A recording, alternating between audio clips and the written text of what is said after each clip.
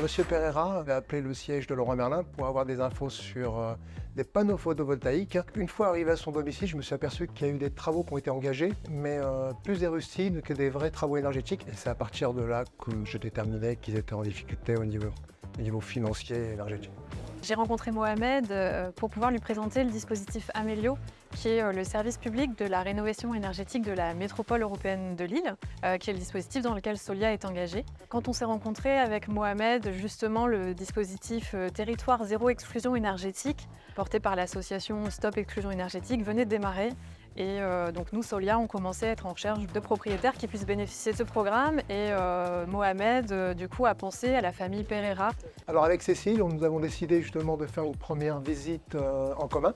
Donc quand on a pu faire le point avec Monsieur Pereira et que du coup il a compris qu'il y aurait un financement à 100%, effectivement ça a été un soulagement parce qu'il avait déjà un peu entamé une partie des travaux, mais il s'était bien rendu compte qu'il ne pourrait pas tout faire. Et donc là, il était soulagé de pouvoir se rendre compte qu'il pourrait vraiment avoir une rénovation complète et globale de son logement.